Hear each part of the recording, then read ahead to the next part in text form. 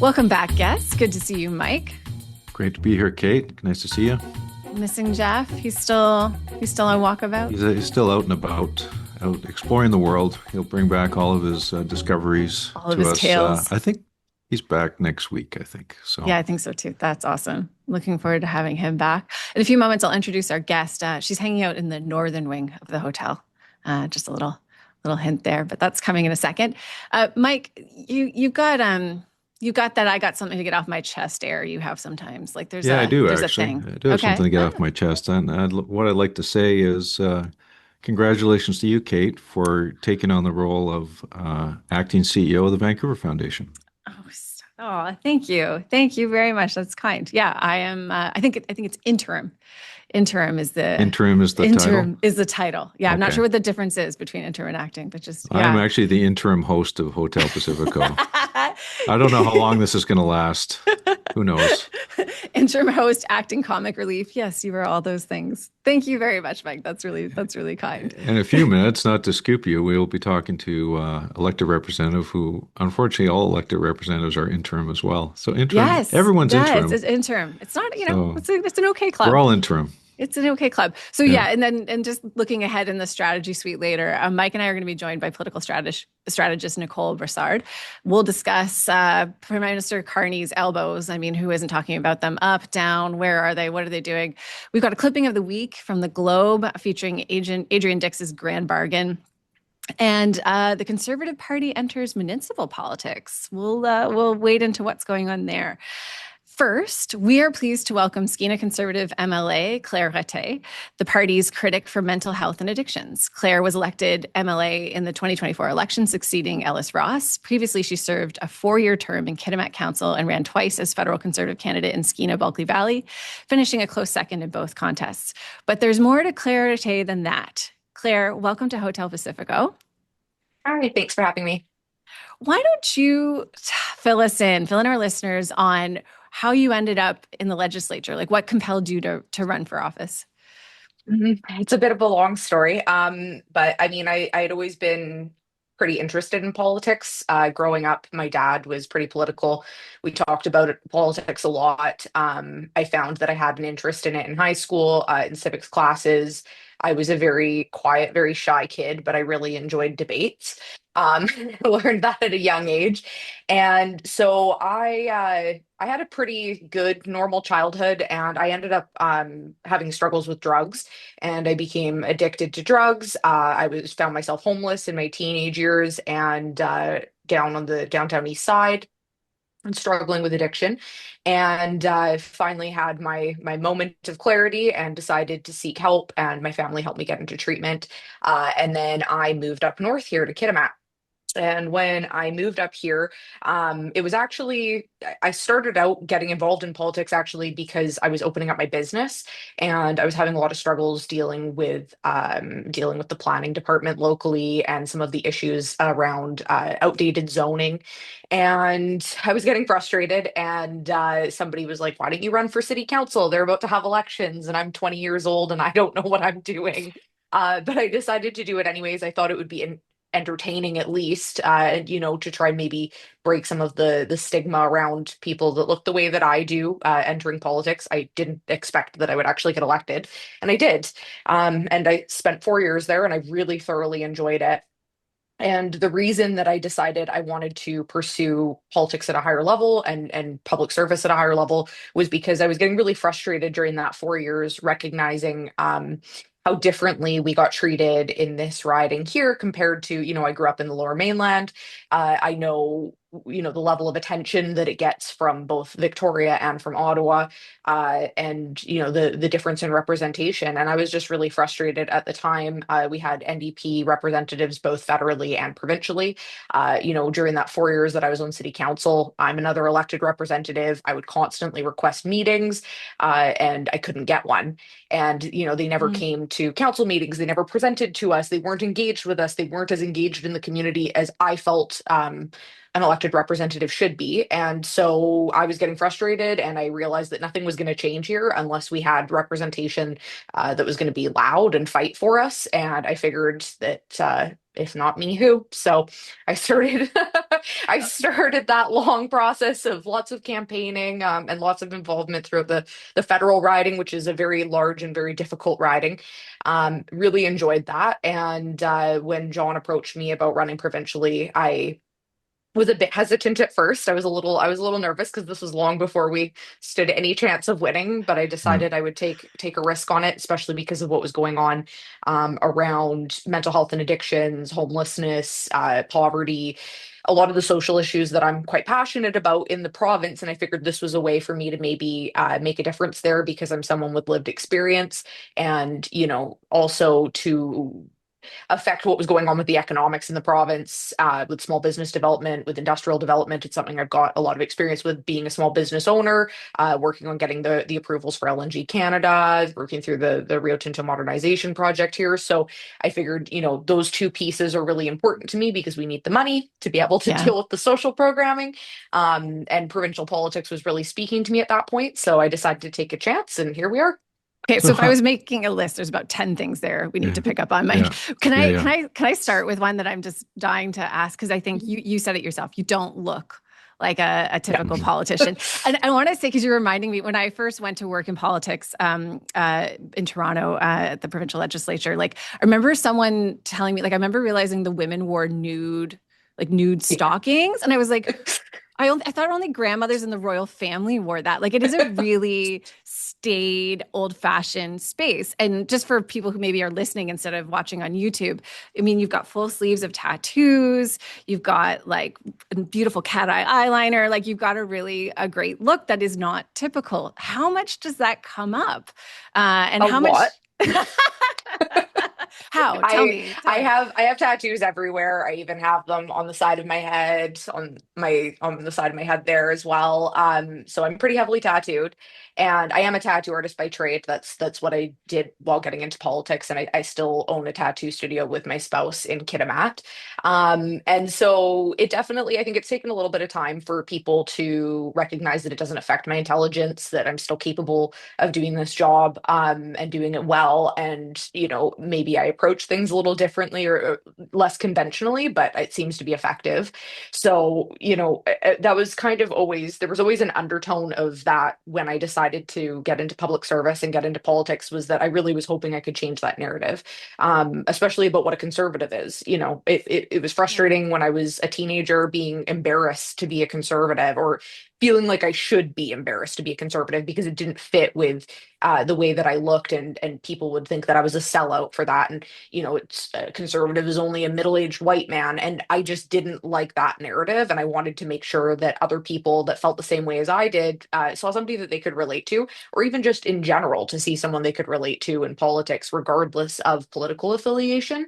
So I was hoping that I could kind of break down some of those barriers, and encourage other people with tattoos, other young women to get involved. Can I give you some customer feedback? Yes. Um, I talked to one of your clients this morning who Oh, says you are a brilliant tattoo artist, and she is very happy with your work. oh, that's so sweet. Thank you. Former Chief Crystal Smith. Yes. Ah, So there fantastic. you go. So had to do a little due diligence on your business Oh, that's so background sweet. there. I love So, Crystal. She's amazing. but uh, but you are uncommon in terms of not just as a conservative, but also as an MLA, Yes. both for your age and your sleeves. So what is I think people do have stereotypes about conservatives, at least going back 10 years. It's a different beast today. There's different types of people getting involved in the Conservative Party, especially provincially. And it's a different type of offering than we saw with BC Liberals and Socreds before that. Mhm. What's your what do you see in the BC Conservatives today? Like, what does this movement mean to you, or what are you hoping it shapes out to be? I mean, the reason that I was compelled to get involved was because I could see a path forward to doing things differently and approaching things differently. I was a BC Liberal because that was kind of the option for a very long time. I had a party membership, I campaigned for them, helped out. I worked on Ellis Ross's leadership campaign.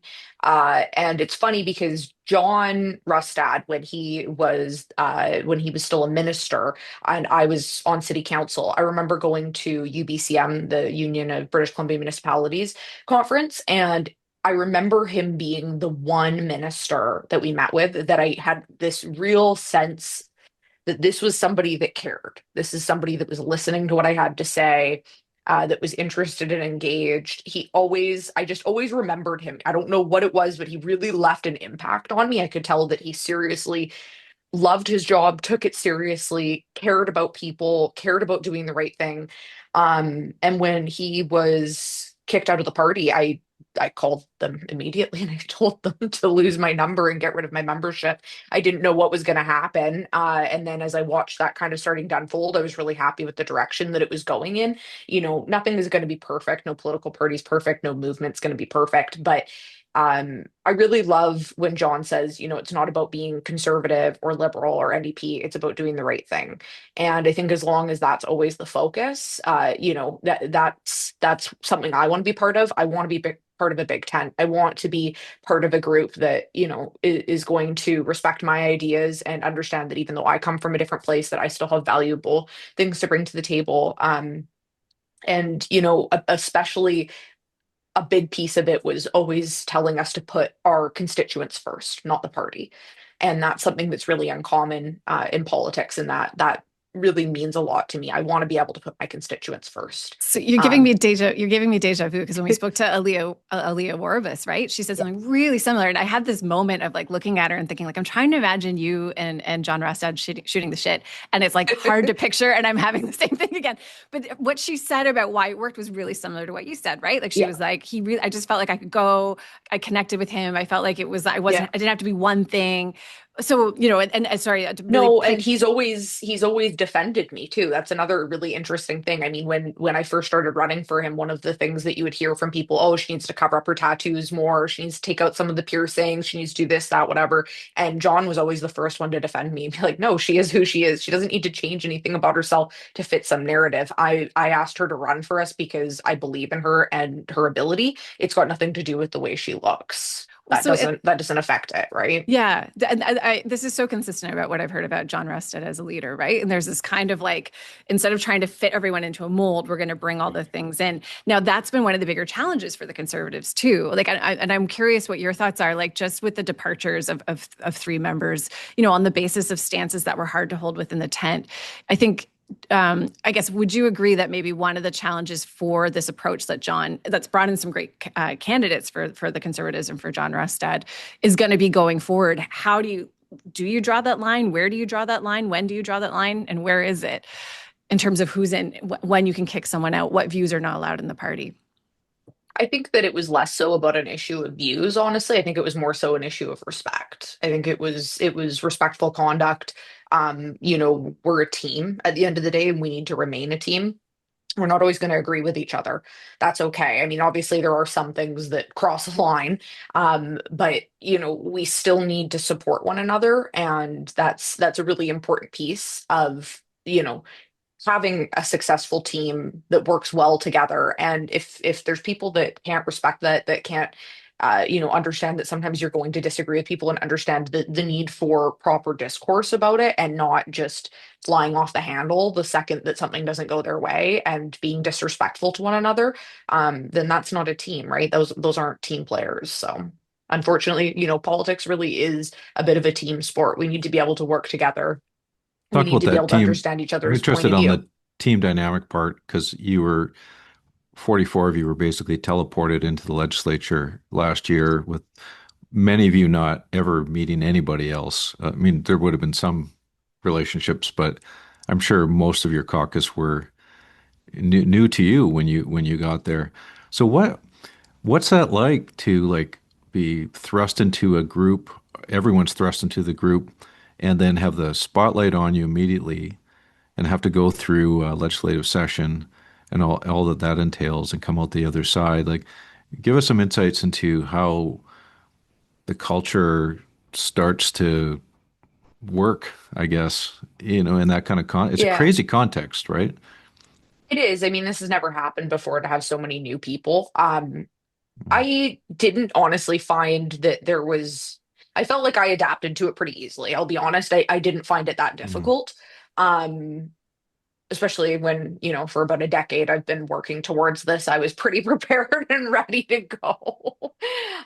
So as far as, trying to find my way around understanding, what our day to day was going to look like and all of that kind of stuff, I didn't find that difficult. Honestly, the hardest thing about since getting elected has been the amount of time that I'm not home. That's hard. That's really difficult with my riding being where it is. I don't get to spend a lot of time at home.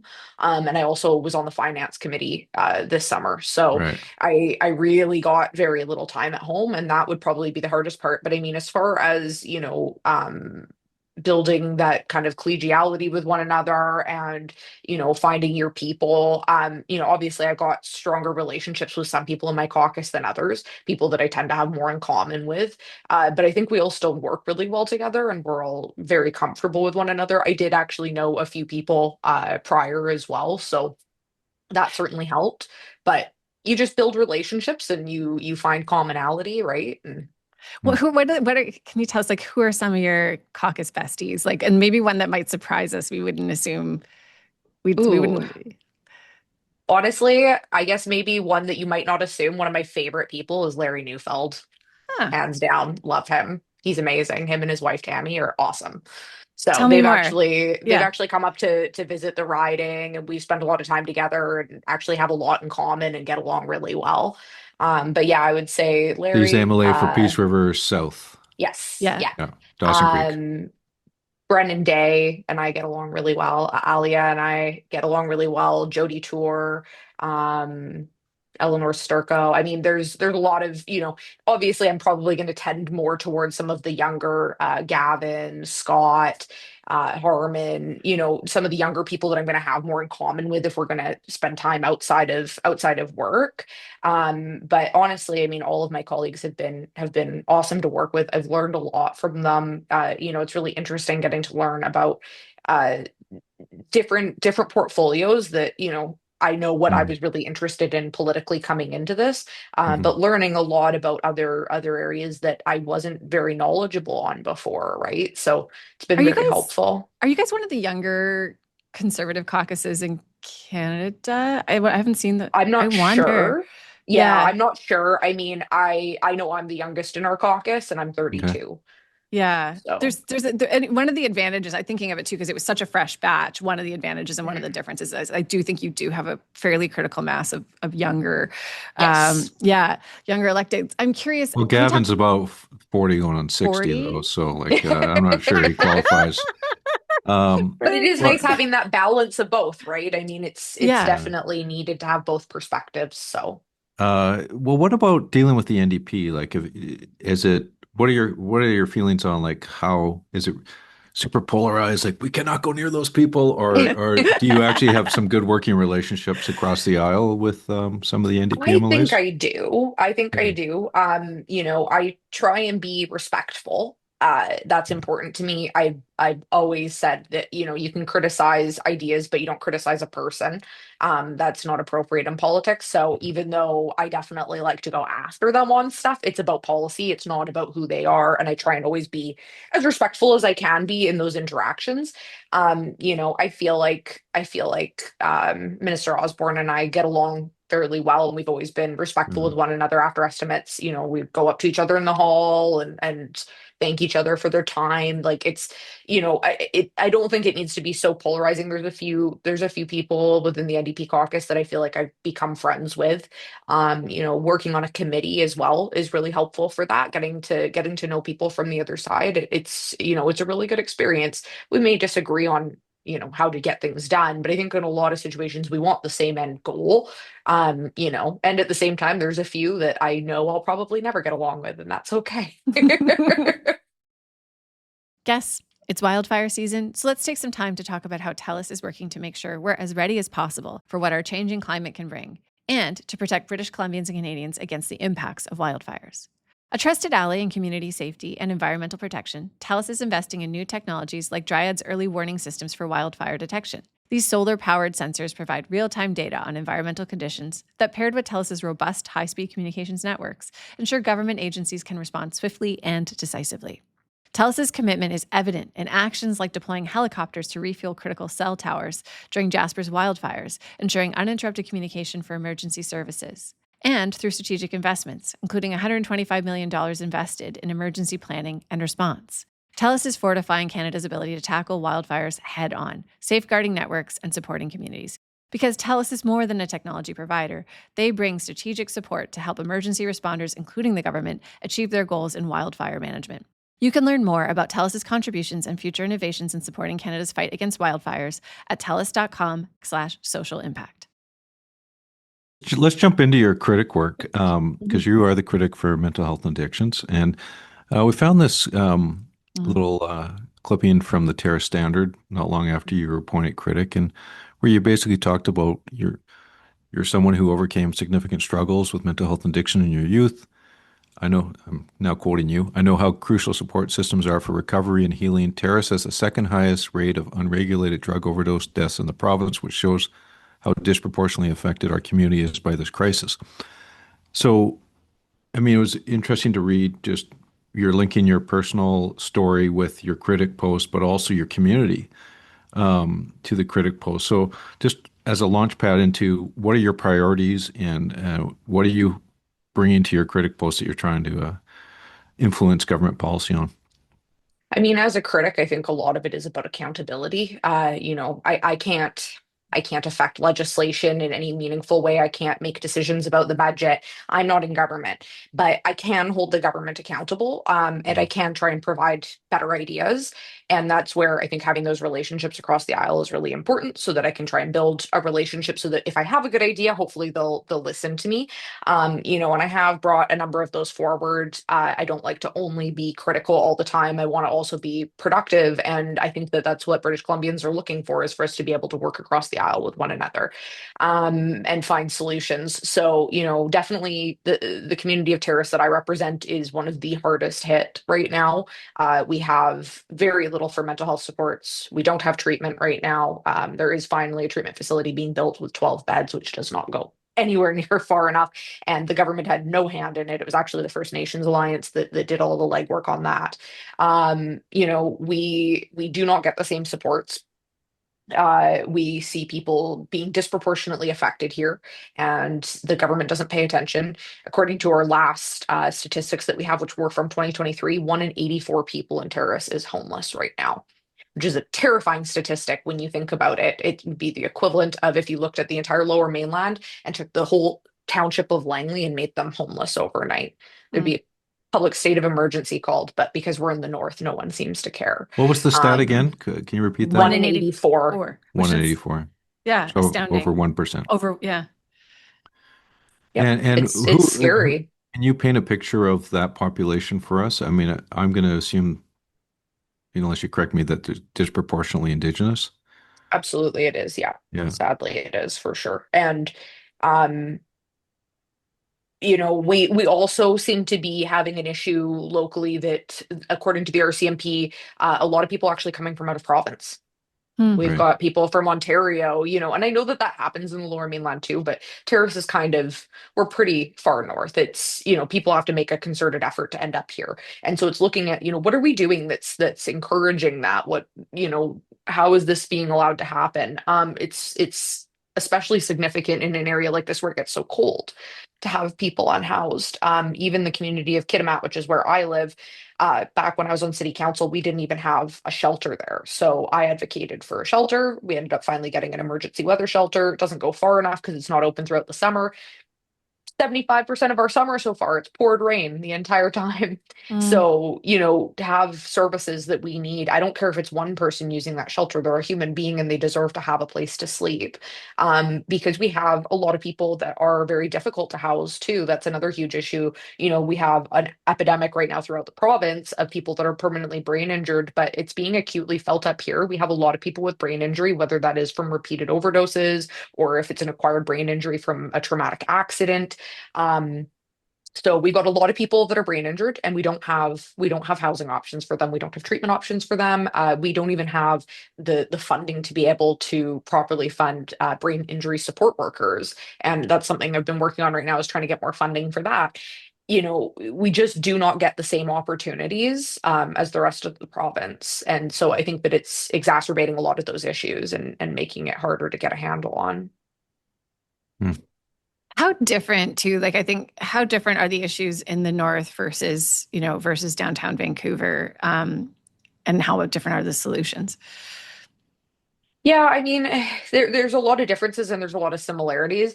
I think the big difference is that like I said, the weather here is not nearly as conducive. I mean, I was homeless in Vancouver, and I can't imagine trying to do that up here. I remember that being one of the things that drove me to going to treatment was, during the summertime, it was all fun and games. You're sleeping out on the beach, and then the winter comes around and you are freezing. I can't imagine experiencing that in a place that gets as cold as it does up here, and the amount of rain that we get. So that's one of the big factors that I think makes it difficult. But the main one is just that we don't have access to treatment.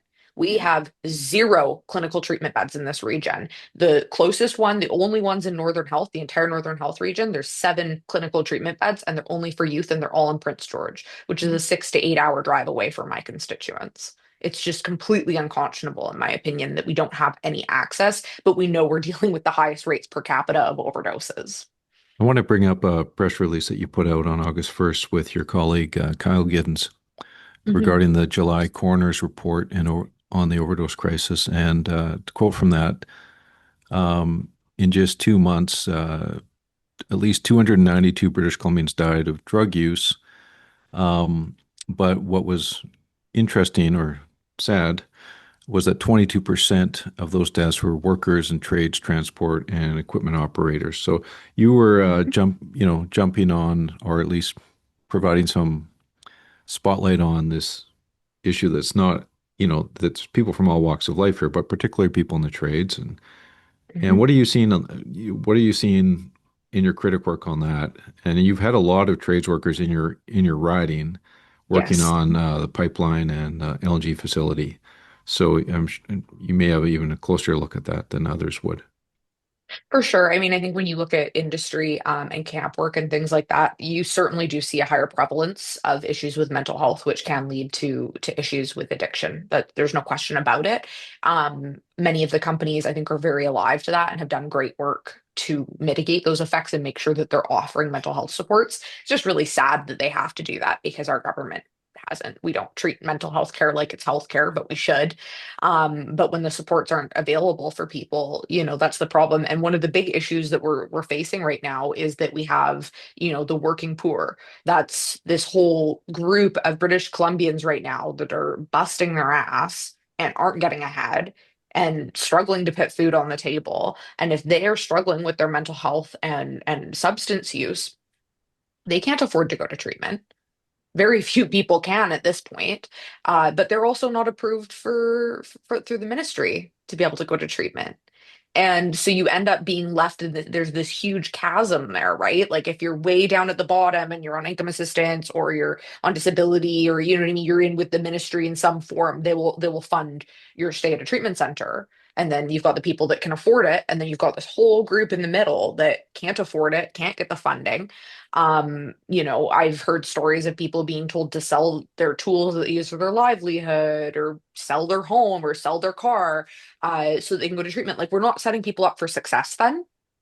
And so that's really frustrating to me is that we are just continually leaving those people behind. Thankfully, I do think a lot of businesses and industry have kind of picked up the slack there. I know a lot of times if there's workers in my region that work for one of the larger companies, they will send them to treatment if they're struggling, and they'll pay for that. But there's a lot of people still that don't have that as an option. It's no different than mental health care. Unless you're somebody that has really good benefits, you're probably paying out of pocket to be able to see somebody for your mental health. And that's just, in my opinion, not right. We're supposed to have free healthcare. We're certainly paying our taxes for it. And yet I can't go and see a therapist. I can't go and see a psychologist. I can't, you know what I mean? Like, I don't have that available to me here in this region. It's hard enough to even see a counselor. So what's You've the got answer though? months long waits. Is it new money? Is it reallocation from other parts of healthcare? Is it doing things a better way? Like what's your, a year into the job here, what Yeah. directions do you think conservative government would take? I mean, there's a number of different areas, right? If you're looking at healthcare overall, absolutely.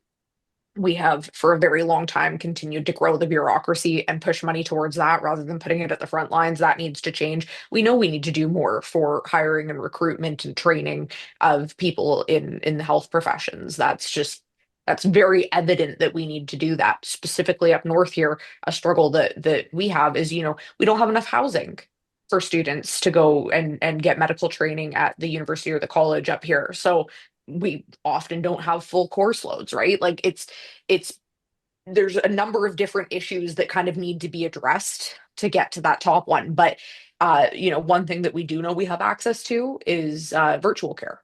It's a band-aid. I don't want everybody having to go to virtual care, but we know that that's available. We know that that's an option, and it's not being properly utilized in a region like mine. I just had a meeting the other day with Canadian addiction treatment centers, and they have told the government for years now that they have enough clinicians right now on their opioid agonist therapy programs that could be taking on up to another 600 patients through virtual care, and that they could Hmm. expand it in my region. And they refused to do it. They actually stopped funding it in Terrace, which is where we have the biggest overdose crisis. And opioid agonist therapies could help with that. And they stopped funding it here. So, like there's solutions out there that already exist. There's little simple fixes that, yeah, they might be small band-aids, but just very simple things that the government does not seem to want to do. So, if because of the vastness of this region and because of how far north it is, if we have to look at that as an option, look at, utilizing virtual care options to fill that gap, then why aren't we doing that, right? Can we talk then? Can we move to jobs in the economy? Because your riding includes Kitimat, Terrace, Nisga'a lands, and you've got a lot. You've got a lot going on up there. Yes. Can I just start with LNG Canada, Cedar LNG? What are the impacts? What are sort of maybe the benefits and maybe some of the challenges coming with those projects? For sure. I mean, I think the benefits are huge. I've long been an advocate for LNG and a supporter. Like I said, when I was on city council, I spent a good portion of my time there working on getting everything through the approval stages, and making sure that the community was prepared and was supportive of this project. And the benefits have been massive. I mean, the amount of work that a company like LNG Canada has done in the community and contributed to the community, it's huge. It cannot be understated. These are projects that we desperately need. Where the ball has been dropped, in my opinion, is that we definitely, just like with any large industrial project, there will be negatives. There's going to be impacts, right? One of which is being felt, I think, in the community of Terrace. We see that we have a huge issue with homelessness. We see that we have a huge issue with crime, that we have a huge issue with drug overdoses. I don't think it's a direct correlation between the two, but certainly as industrial projects continue to grow, these are the kinds of problems you're going to see coming. But the provincial government is not reinvesting the money here. They're benefiting from all of this industrial development, but they're not reinvesting the money back into these communities. And that's why things like the Resource Benefits Alliance was so important. But I would like to see that money become permanent. I would like to see it increased, and I would like to see it a bit more equitably, divvied out, because a community like Terrace, again, I think takes up the lion's share of a lot of the negative impacts, and none of these projects are on their land, so they don't have an industrial tax base to be able to offset all of these social costs that they have now, right? So I do think that the province does have a responsibility there. One thing I've always said is that I believe in the equality of opportunity, not the equality of outcome. And I think that people that live in my riding deserve to have the same opportunities, as anybody else in this province. I think that we deserve to have the same investments into infrastructure and all those kinds of things. We have unsafe highways that never get repaved properly. We are severely lacking in a lot of the infrastructure that we need. Housing is a provincial priority, and it's been mostly forgotten about in my riding. So those things, those investments need to keep pace with the amount of investment that's coming into our communities right now and all of that money that's flowing back to the province. So what are you seeing on the ground though? And I mean, obviously there's thousands of workers that have come in and worked on the project by necessity because these are huge projects. But was it meant for people who live in Terrace and Kitimat? Have those opportunities? Are they playing out on Absolutely. the street, or what does that mean for housing? What does that mean for community infrastructure? For sure. I mean, a lot of people have been employed already there. Obviously, Rio Tinto is our largest employer in the region. Mm. Um, but a lot of people have been employed at LNG Canada already, whether it's by LNG Canada or by the main contractor or working on the pipeline, or you know what I mean? Like the jobs and the opportunities that have been presented through this project have been massive. And a lot of educational opportunities as well, training people to get into the trades so that they can fill those positions locally, which is, massive. It's definitely needed here. One of the biggest struggles we have is that the decimation of forestry in this Mhm. province has severely hurt my region. And so we need the jobs, we need this ability, we need this, economic opportunity. And I would like to see that continue to expand. I'd like to see more projects getting built up here because we do have a great location for it. We've got people that support industry in this region and are ready to get to work and are ready to support these kinds of projects. We just need provincial government to step out of the way in a lot of the situations so that we can see that investment here. I think a lot of what's going on right now has made this province very difficult to invest in. And we need that investment right now desperately in this region. Got the Haisla stepping up to be a majority owner of Cedar LNG, which is under construction. You've got Mhm. just this week it was announced that the Nishka and Taltan are investing in the port of Stewart, which ships out a lot of the minerals from Northwest BC. What are you seeing in terms of the growing aspirations of Indigenous groups and how that might change the local economy up there? Yeah, I think it's great. I mean, I certainly think that the Haisla kind of paved the way in a lot of ways with pushing for these LNG developments. And a lot of other nations in the region saw that and recognized that there was a lot of opportunity. I'm really fortunate that, I have a good relationship with many of the First Nations in my region, and I'm working with them to try and help them realize a lot of those economic opportunities, like with the Kitsless and the Kitsum Kalem, for example. I've been meeting with both chiefs fairly regularly about different economic opportunities that, and they're very attuned to the fact that their success also hinges on Terrace's success and vice versa. And they want to work with the community here and make sure that we can find a way for economic prosperity for everybody. They're also very involved in forestry and very concerned about the way things are going in forestry. So we talk about, what are the solutions that we can find there to try and push the government to do the right thing and make the right choices here so that we don't lose our entire forestry industry before it's too late. I mean, that really built Terrace, and that's been the hardest thing. And then obviously supporting mining. I actually just went and toured yesterday KSM mine, and very supportive of the work that's going on up there in the Golden Triangle. I think again that's huge for job opportunities for people in my region as well. The camp facilities were honestly top tier. It seemed like a really lovely place to work. So to have those opportunities for people in this region is huge, and we definitely need to see more of that. Has anyone got a LNG tattoo? Oh, What's so weird? I get asked that all the time, and I have still not done an what? LNG tattoo. No LNG I mean, tattoos, but I do get AK asked about right it here, all the time. There you L go. I thought that was one of your N more original questions. Yeah. G. Rent the Yeah, rent I have this not done one space. yet. Oh, that's Um, hilarious. Yeah.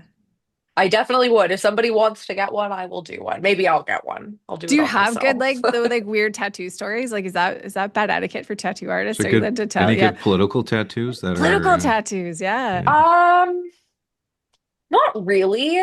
I mean, the only time I can think of that I did one that would have been political would have been one of my friends from Houston, like Houston, BC, after I think it was after the second federal election that I had run, and maybe it was after the first one. Anyways, he was really upset about Trudeau getting reelected, so he just like did a whole bunch of maple leaves on his arm and whatever. We just talked a lot about it, and there were some quotes and stuff, but it wasn't like a F Trudeau It wasn't an tattoo F or Trudeau anything like that. No, no. So, I mean, so Al, I have some weird tattoo stories, but probably nothing that's appropriate to talk about on a so podcast. Ellis Ross didn't get a BC Liberal tattoo that he had to remove. He did not. I don't think Ellis Ross has any tattoos. You guys should Or work on him John on that. Rustad? John Rustad? Can we No, get I like a don't think so. Biardi tattoo? Like just like a little parrot I keep saying somewhere. like we should do a team building thing where we all just get Yes! tattoos together, but I think a few people might not be on board with Not that. totally on board. It's very, yeah. Okay, well, I'll message you separately for the stories you can't tell on air. Perfect. But Claire, it's been fantastic having you on. Thank you so much for joining us at Hotel Pacifico. Of course. Yeah, thanks for Thanks joining for us. having me. It's been great. Let's talk about innovation, because it's more than just a buzzword. At its core, innovation means turning new ideas into real-world value for customers, communities, and the planet. So what does that look like in the energy world? That's where our sponsor Fortis BC comes in. With over 2,700 employees living and working across the province, Fortis BC is putting real dollars into real projects right here at home. Their Clean Growth Innovation Fund just got the green light to keep going through 2027 with $5.5 million a year dedicated to advancing new innovative energy projects.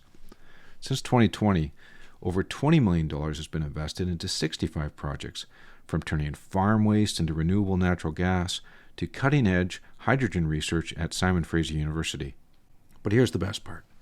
This fund isn't just for big organizations. Whether you're a university researcher, a startup in its infancy, or part of a nonprofit with a bold idea, you can apply. If your project can help reduce emissions and build a better future for BC, Fortis BC wants to hear from you. Learn more at fortisbc.com/clean growth fund. That's fortisbc.com/clean growth fund. Sometimes the most exciting innovations happening right in our own backyard. Heck, even right here at Hotel Pacifico. Fortis BC, energy for a better BC and a better podcast. We are pleased to welcome Nicole Brassard to the Strategy Suite today. Nicole is the Vice President of British Columbia at Global Public Affairs, who jumped into politics on the prairies, fighting it out as a Liberal. And here in BC, she is Vice Chair of the Liberal Party of Canada's BC wing. She also has a bit of a tendency to swear. So listeners, and this one might be we're going to earn our E on this one, I think, this time. So if you've got kids in the car, maybe show them the earmuffs move. They I don't know, swear Nicole. like sailors over at Global Public Affairs is what I'm told. That's what Don Wright tells me. It's all good. It's all good. We don't always earn our E. So I'm glad to have you here today, Nicole. Welcome to Hotel Pacifico. Yeah, great to be here, folks. Yeah, we've got a whole long line of folks who used to work at Global Public Affairs, including Brad Zubik, who I'm sure you know well. So yeah, we're a bit of a surly bunch. So excited to be here today, and this will be some fun. Hey, Nicole, nice article in the Vancouver Tech Journal. Thanks. Breaking the binary. I think you were making the point of marrying the tech sector with natural resource sector, so people can check that out. Yeah, thanks for mentioning that. It's just been a real long time frustration of mine that we've always pitted those two sectors against each other. And when it comes down to who's driving the economic engine of BC, it's always one versus the other, depending whether you're downtown Vancouver or if you're out in Kitimat. So it's nice to be able to bring those two together and move the needle forward in a way that makes sense for both industries because they're supporting each other's. Yeah, thanks for mentioning that. Yeah, I want to talk about bringing people together. I want to stay on that theme with upcoming book on John Horgan. So you'll see a clip today, the Von Palmer column. Yeah, writing about it.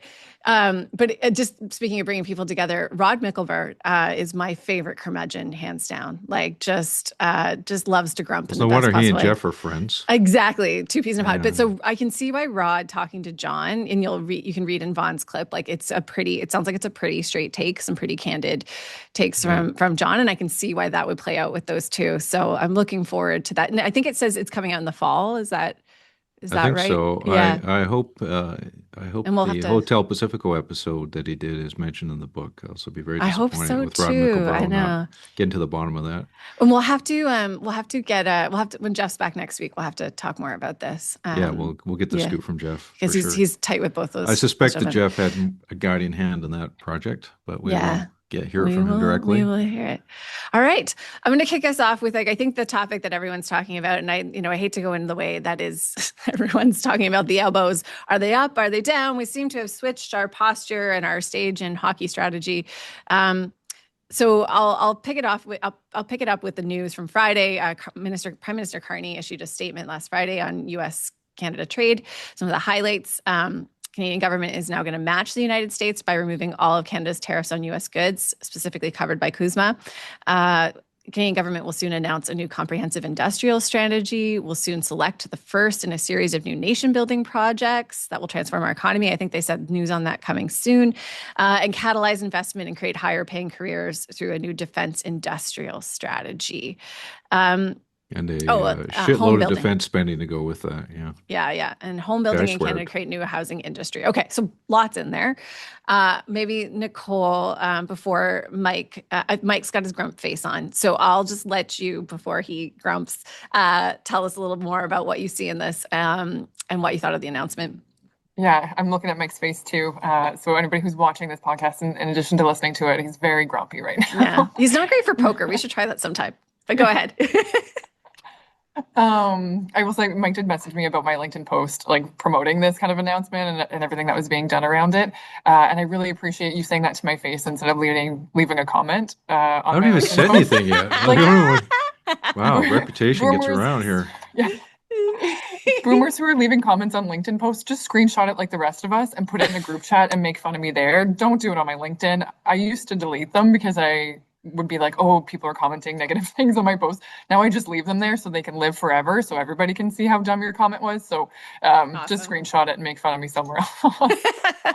Okay, well, okay. So Carney did the statement, and you did a LinkedIn post that you just called him the man for the moment. So yeah, what, I think for a long time. Explain yourself. Right. Yeah. Why is he the man for the moment? Yeah. Yeah, man for the moment for sure. And I think there has been a lot of discussion about like removing the retaliatory tariffs. What does that mean? Is this elbows down? What does this really signal for everybody? Is this us being soft? And I think it's important to remember the goal for all of these discussions with the US are to get to CUSMA and to renegotiate CUSMA in a way that makes sense for Canadians and delivers for them. While also diversifying our economy. So you're seeing Carney and the team go over to Germany and have some really productive discussions there, particularly about critical minerals and then also about that project list. So I think we're framing out what is being done in these discussions. I trust the Prime Minister implicitly, and I don't think anything that is being done by accident. I think a lot of this is an intentional kind of plan that leads towards a renegotiation of CUSMA, and the sequencing of these things is very specific as well.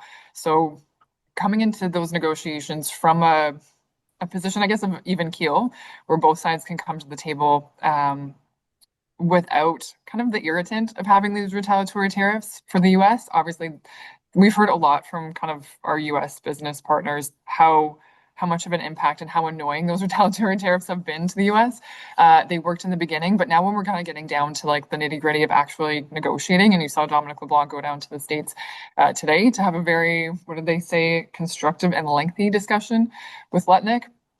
There's a lot that needs to be done. And so removing that as a barrier to having a really good productive discussion was a good move in my opinion. So Mike, have at her. Yeah.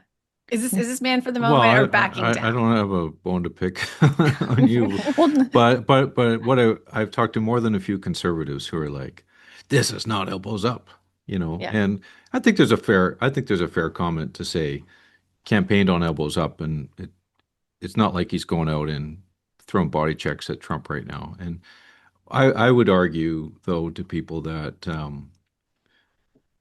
pragmatic kind of business liberal progressive conservative types are like, just do what it takes to get through this, notwithstanding what political promises were made. I think people are just looking for a steady hand right now, and I think the polling results seem to indicate that he is being seen as providing that right now.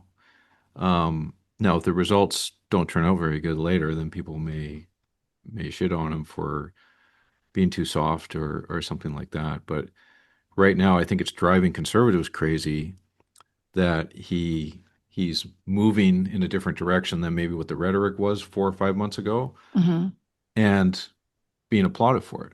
Mm-hmm. And it always drives political parties crazy when their opponents who win the election do a bit of a U-turn or maybe a shift afterwards, and that's life.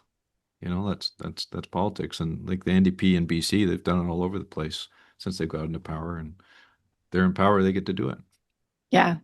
I think it's completely fair to sort of, I mean, it's fair for the Conservatives to be frustrated because they got completely slaughtered on that elbows up mantra that I think Carney was able to carry so well. But at the same time, I just don't think the electorate's going to be pissed in the same way, because I think they can see, like, yeah, he's responding to the moment and trying to respond to what's a really difficult U.S. administration led by Donald Trump. I mean, I was trying to think through like where the hockey metaphor ends. Like where is the point where I think voters will really have something to look back and say, how did Carney handle this? And I don't really know. I think that's still a long way out, because right now it's really just a lot of back and forth and sort of. So at this point, is Mike Myers still doing a commercial for him? Yeah. Like, Yeah. is that the lititmus test that Mike Myers will show up Maybe. for another commercial, or Ryan Reynolds, or or is it Mini Me? he's too big, or Mini Me. Anyways, so TBD. I mean, I think at some point the Liberals are getting the best of both worlds right now. They're eating into the federal Conservatives, who are particularly people who are really cheesed off with Trudeau, and they're reclaiming some of that. And meanwhile, the NDP are in deep shit over on the.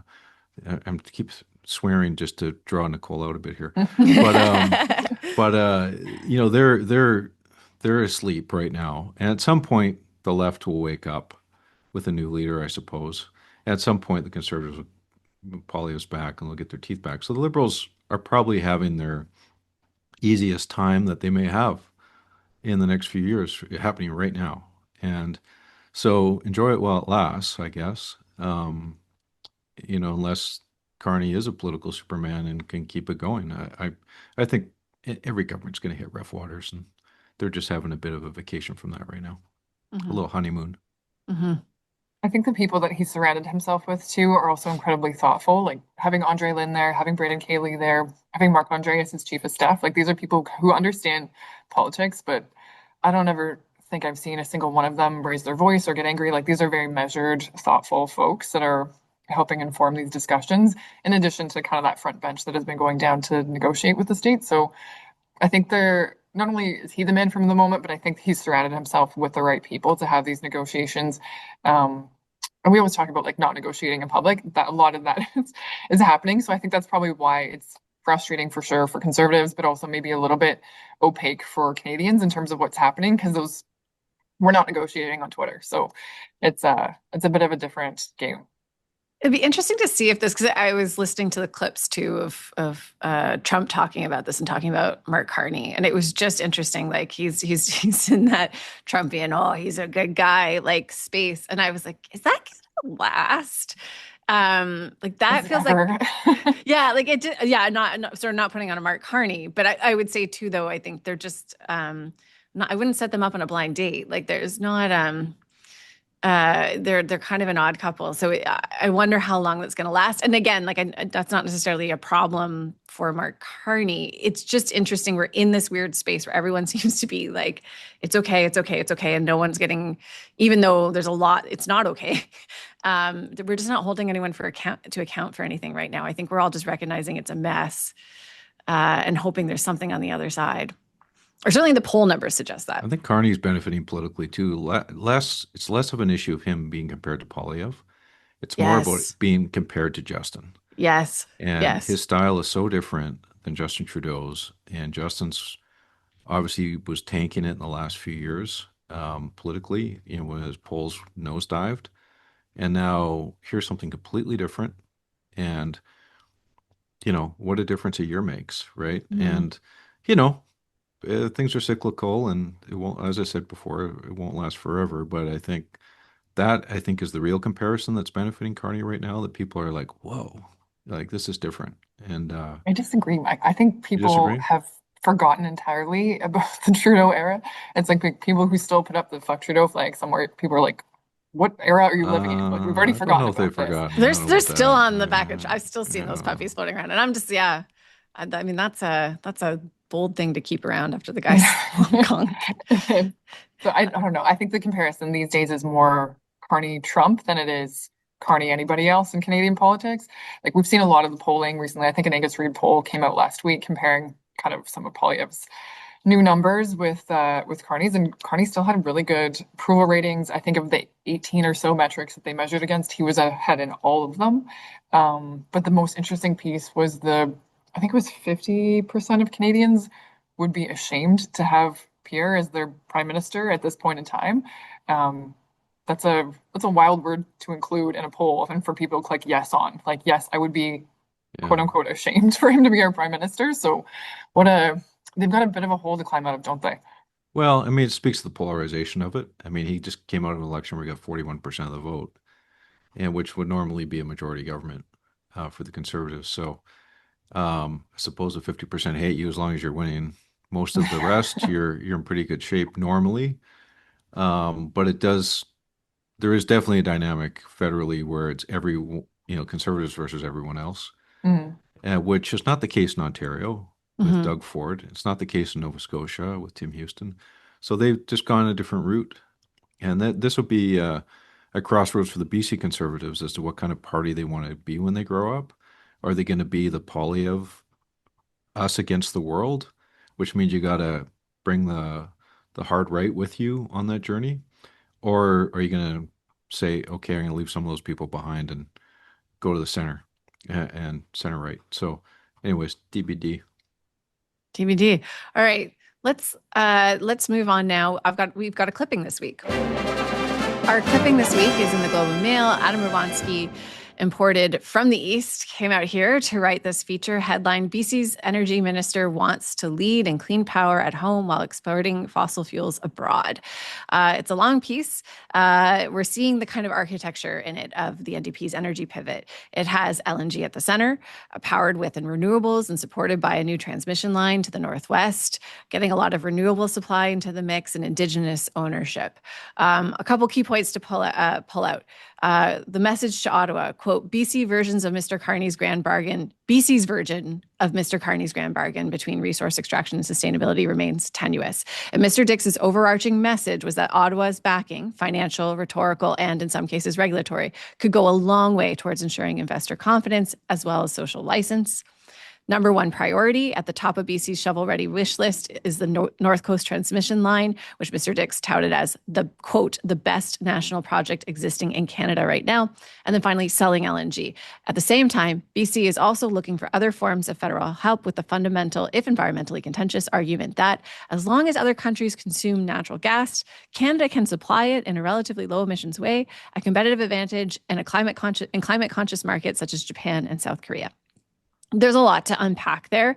And sorry, I should say, like, an important thing to pull out of here is Dix says they're not going to meet the Clean BC's original targets, and government should lean into the progress that's already been made. So, Mike, I'm wondering do you see here potential for a kind of EB Carney convergence? How much are they on the same page? Well, it's happened already because I think Bill C5 met Bill 15 on Bumble. And there's a bit of dating going on the major projects front. Yeah. Sorry. Do I need to explain what Bumble is to people? No, you don't. Okay. No, I'm surprised you know Sorry. what Bumble is. I That's just what I'm heard it reacting to. just, Yeah. I got crickets on that. And, well done. No. Some of I us are, snorted. I'm not Okay. on Bumble, just what people tell me. But the Bill C5 came after Bill 15, and Bill 15 took a lot of flack. Yet Bill C5 kind of doubled down on this whole idea of like jam these major projects through regulatory processes, be damned. I know I'm exaggerating a little bit on that. But they both, governments of all stripes, are basically saying we need to get shit done this year, and urgency, Trump. And so, yeah, there are some projects that BC and Canada can work together on. Slam the brakes on oil pipeline, but other than that, they've said transmission line, the LNG stuff, and other stuff too. So, um, yeah, I think they want to do business together. It's, devil's in the details. And this is the thing too, like what does this major projects look like? What does this national list of projects of national interest or whatever we're going to call this? And then how does that line up with the provinces as well? Like I think there was 18 projects on the provincial government's list that went to Ottawa. And obviously, Kate, as you said, number one was the North Coast transmission line. I think that was probably only number one because it wasn't an oil and gas pipeline. And I think Alberta and BC need to figure out something that we can work together on that isn't pathways. So this is a bit of a pivot. BC's fast track list was so exhaustively developed that it was released on a Rob Shaw tweet. Yes. So things were moving pretty fast on the fast tracking of the fast track, but the aspirations there, if the machinery government may be catching up to it, but we're expecting, I guess, in the next week or so that the federal government will say, well, they said two today, because he's been out in Germany and Poland and stuff. They're talking about Port of Montreal and Port of Churchill, which I guess is geared towards the European audience. I want to hear what they're thinking here and what it means for BC and whether BC is going to get its fair share of federal attention. I think we always say if you have 17 priorities, you have no priorities. And so I think it's important for the BC government to pick 2 or 3 projects, put those forward. This like exhaustive list that also isn't closed and is kind of evolving as we go, and other proponents come to the top and bring with it like those 5 key areas they need to hit in order for that to land on the national project list. Like, I really think they need to pick just a couple and go hard at those things, because otherwise, if we are everything to all people, it's just not going to happen. And then all the money is going to go to battery plants in Ontario or data centers in Quebec. Like, it's just, if we really want to get our elbows up and get a piece of the money and the funding and the regulatory efficiencies that are maybe found through C5, then yeah, streamline it. I think both levels of these governments do. I mean, obviously the economic growth imperative is huge because there's strong fiscal challenges.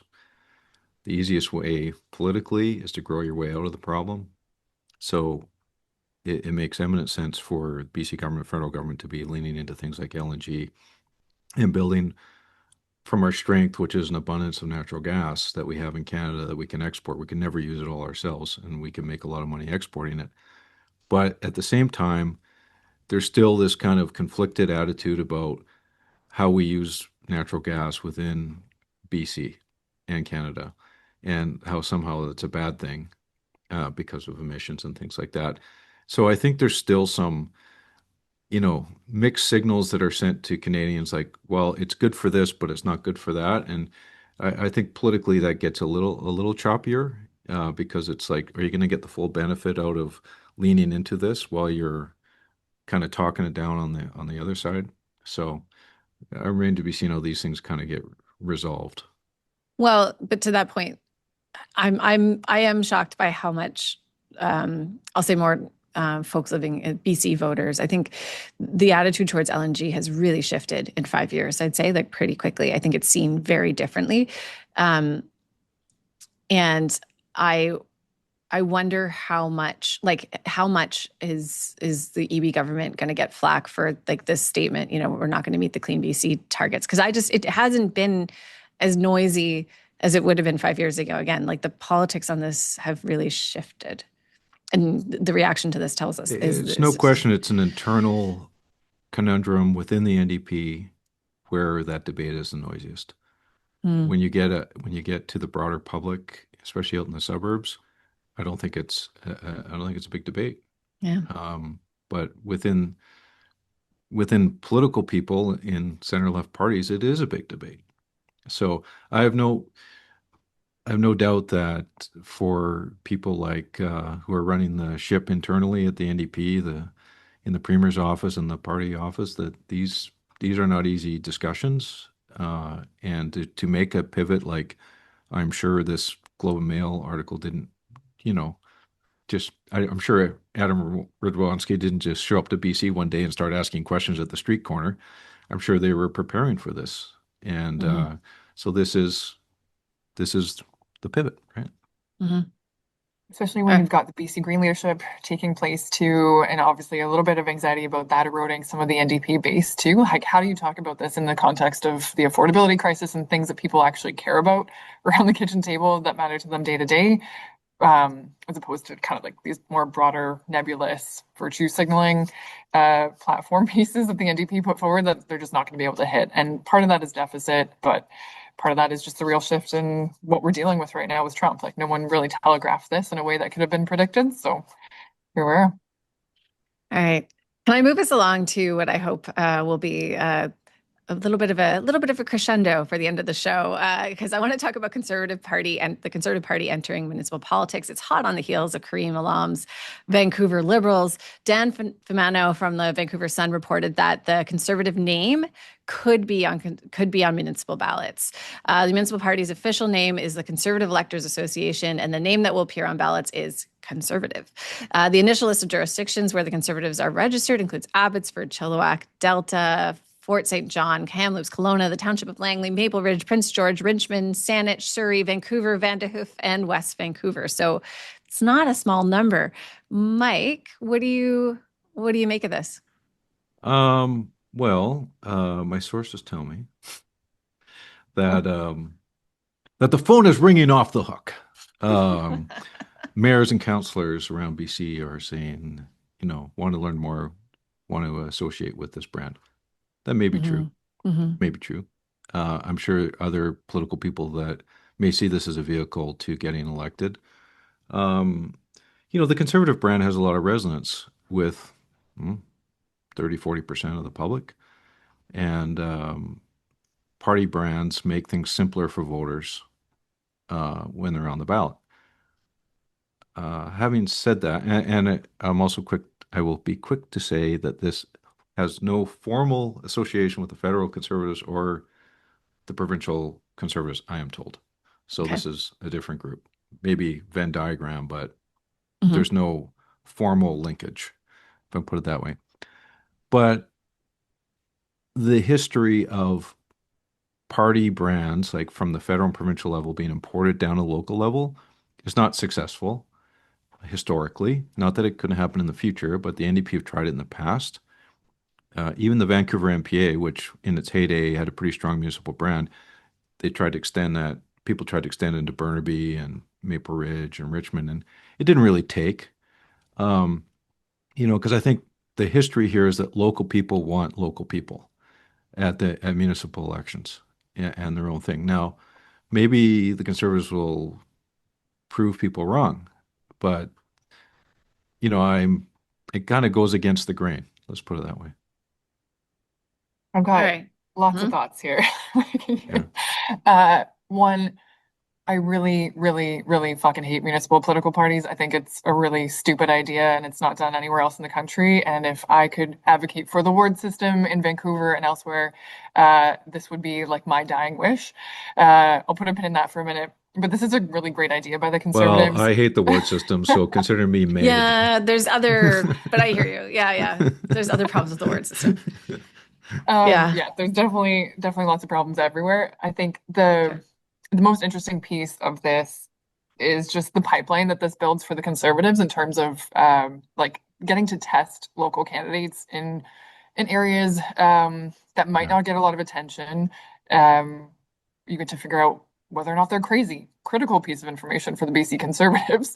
And you get to do it in a time period that's away from a provincial election. You get to build up their profile, train them, get their fundraising together, and do this in a way that kind of insulates you from like the real show, which is the provincial election. So I think it's a smart idea. Honestly, more parties should do it. I think the NDP kind of have a stronghold. You think it is a smart idea to have Conservative on the ballot municipally? Yeah, I think so. Yeah. You get to do all of the things that you need to do in a short rep period, but over a longer period of time and test these folks out. So I think what do you make of the Vancouver Liberals? Fuck that is my answer. never has Kareem ever been a liberal in his life, despite like BC liberals. Like BC has the most confusing set of political party names. None of them share the ideology that their name kind of suggests sometimes. And so, of all the names out there, Vancouver Liberal is what you chose. Like, you couldn't get more creative with it. There couldn't have been anything else that you could have chose. You chose Vancouver Liberal. So, as like a card-carrying federal liberal and someone who's knocked doors and hundreds of thousands of doors since I was like 19 years old, for someone else to co-opt the name for their political means is highly annoying. Again, I hate municipal political parties. Okay, but like annoying reason. aside, I mean, if we can purge you of some of those intense feelings that I'm very much seeing, but just say like, let's say by the time we like, what is happening? No, you can feel it. Worth watching on YouTube to see Nicole's temperature rise. But I'd say, you know, when we go into the next municipal elections, it's realistic that Carney's still in some kind of strong position as the man for the moment, and maybe this liberal thing will be really handy for some folks. Could you acknowledge that maybe there's a strategy there without, you know, without being dishonest to yourself about the frustration and annoyance that you feel, which is legit. I'm trying to acknowledge all your feelings. I've taught this as a parent that I have to do this. And I think I'm real in understanding like there's a political motivation for choosing the Vancouver Liberal name. Like there's a real reason for that. And because it has been so conflated, whether it's conservative or united or liberal, because there's been such ambiguity about what those monikers mean in British Columbia, it's easy for folks to co-opt them or use them in a way that is politically advantageous and aligns themselves maybe federally or attracts more folks who might be more liberal. I think the move or the line was that it moves them more towards the center, but choosing a name like liberal maybe isn't. So anyways, my entire complaint about this was of all the names to choose, you couldn't pick another one. This is what you had to go with. So you see the conservative approach as more systematic and kind of consistent with the provincial and federal strategy, right? And building it out. But you're seeing the Vancouver Liberal thing is like totally disconnected. Lack of creativity. And kind of being usurped. Is that accurate? A little bit, though I don't think they're going to be that successful with it. I think it's pretty transparent. Kareem is a man who I like individually, but I don't think would be the same thing as like Stephen Carter running to be a candidate. Like you never want your strategist to be the candidate. You want to be you're either the person making the sausage or you're the sausage. And you shouldn't switch roles. And so in switching roles, it's a bit of I don't know, his team's going to have a time, I'm sure, turning him into a real polished human. And I think there's still a lot of real questions about whether he's doing this because he cares or he's just doing this to say, fuck you, Ken Sam. So jury's still out on that one, but there's a lot of columns around it. So. Is there a risk for the Liberals or the Conservatives ultimately too? Like I'm thinking like you can imagine sort of if you have a large Conservative caucus in pick a mid-sized town where that's really, you know, in the burbs is really important. And then they get into a mess, right? Because I think, Nicole, you're articulating this and it makes sense, right? You get to kick the tires a bit on folks and make sure they're functional and sane. But like the kind of reverse happens because they go out there with your name. And then I could see, you know, in some of these municipalities, you could get a bit of a morass that could hurt the brand in some, especially now where we have these kind of critical bands where elections are decided in BC, right? You could hit that sweet spot and really get hurt. Yeah, that's a great point, Kate, because you might have people complaining about pride sidewalks in Saanich or something, and like in a community that like it doesn't make sense. So yeah, I agree. There is a lot of risk to doing that, and I think that's why they need to be very careful with these candidates and who they're selecting. It's a different time. I think they've got a little bit more ability to be strategic with the candidates. It's also very smart to do this right before UBCM, right? Launching this out right before they all get together is a really good plan, really good chance to do kind of fish in a barrel and start recruiting while they're all together. So I think that was a good idea. We'll see how many people that they can pull over, but I think it'll be a lot of folks with already maybe some tested experience that they can just pull into the tent instead of maybe new folks coming in who have never run for local government before. My last word on this all right, is that federal is federal, provincial is provincial, local is local. Deep wisdom. And for the non-NDP side, in British Columbia and provincial politics, where they've been most successful is when they've been laser focused on winning a provincial election and not getting involved in federal and not getting involved in local. And Gordon Campbell used to enforce this rule quite vigorously that you do not get involved in federal politics if you're, leadership position in the provincial Liberals. And it was a good rule because then everyone could go in the caucus room and not have the federal baggage. And we created our own culture in the BC Liberal Party that was separate from the federal parties. And it was successful for a long time. As the Socreds did too in their day, and they governed for like 30 out of 35 years, so it worked pretty well. The provincial Conservatives risk diluting their energy by, first of all, flocking to Polyev rallies and aligning themselves with the federal Conservatives in a very explicit way, as they did in the last federal election, and at the same time doing stuff in the local stuff. Like, you got one job. You got one job. Get elected in the provincial election.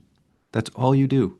And you should show British Columbians that that's all you care about. That's my last. Totally agree, Mike. Like, really, they should be focused on being an effective opposition. That's not happening. So let's try municipal. So because we'll see. the BC NDP are actually dragged down by the federal NDP. Like, when the BC NDP get pulled by the federal NDP into stuff, it's not good for them, right? So it's an advantage for center-right parties to be independent. So anyways, I digress. All right, digressions, and now a drink. All right, so Nicole, this is the mini bar. This is where we raise a glass or take a shot. Mike, do you want to kick us off this week? Sure. As usual, I'm gonna get a little drunk at the mini bar. You got a few. So first of all, I got 3. All right. But I've got the first 2 are kind of combined. There's really sports marketing successes in Vancouver in the past week, which maybe political people can learn from. First of all, it was Matthew Broderick and Alan Ruck, who are famous from Ferris Bueller, showed up and did Take Me Out to the Ball game at the Vancouver Canadians game. Oh. And it went viral. And it was pretty amazing that these guys are pretty well-known movie guys were at a Vancouver Canadians game. But the Vancouver Canadians have such a great brand, and it just seemed natural that why wouldn't they be there? Because it's such a great time, right? So I think that was great for the Vancouver Canadians. It just reminds you, when you tend to your brand and you create some really special place for people, good things will happen, right? Take note, political parties. Secondly, the Whitecaps' new sensation, Thomas Müller from Germany, who's scored the winning goal the other day. He Instagrammed out the highlight of him scoring the goal. Over 350,000 likes on Instagram. The guy's got 14 million followers. He's an international brand. Again, another great story of like, well, leaning into your strength here. You got a guy who's got an international brand. He's bringing attention to Vancouver. These things matter, right? And it makes me think about politicians who have brands who it's clear to the public what you are and what you do, like, frankly, Doug Ford, or in his heyday, Justin Trudeau. Mark Carney's brand is building now, but I think people are looking for that, right? Things that punch through. They're looking for messaging and people that punch through and get through the noise. And so anyways, that's my little sports meets politics mini bar. Raise a glass to both of those. And then finally, I'll raise a glass to Ryan Beatty, who had his big concert on the weekend that he does for all of his employees and network at Malcolm Bowl. He raised over $2 million to the Vancouver Food Bank. And he's also on the cover of BC Business Magazine this month. And, there's lots of successful people that do business around Vancouver, but it's good to see examples of people that are like really leaning into the hometown stuff. So good for Ryan. Nice one. All right. Nicole. I have to say, I think Mike has mentioned Justin Trudeau's name more in this last 40 minutes, and I've heard it in the last 40 days or since January. So trying to get over it or something? If you say it enough, does it come back? I am going to raise a very strong shot of moonshine, probably just to the BC Conservatives for this move to get into the municipal politics game. I talked a little bit about how much So I you're hate raising Ford. you're raising a glass, or you're taking a shot? She's taking a shot. It's moonshine. I'm gonna take a shot. Yeah. That is Oh, you're taking a that's shot, not okay. sipping material. Like, this is a shot. No. High risk, high reward, right? So Yeah. that's my shot for today. Yeah, it's I'm really interested to see how this plays out, just because of all the things we talked about today about whether or not this throws them off their game, or whether or not this is really like this inspired strategy that's going to allow them to form government in the next provincial election, not in 3 weeks, even though John Rustad keeps getting up on stage and saying the next election will be in 3 weeks to scare everybody into donating. But this will be a fun kind of like side project for them. So I'm excited to follow this along, and while we're at UBCM to see all the side conversations that are happening in the corners. I also want to know the logo. I want to see the colors. I'm like really They have a gonna- website. There is a website. There is a logo. website? Oh. There is a logo. I Amazing. think it's got a tree in it or something, but Is it better than BC United? anything would be better than that. I think that's it's Conservative Electors Association or something like that. So people can check it out. Yeah.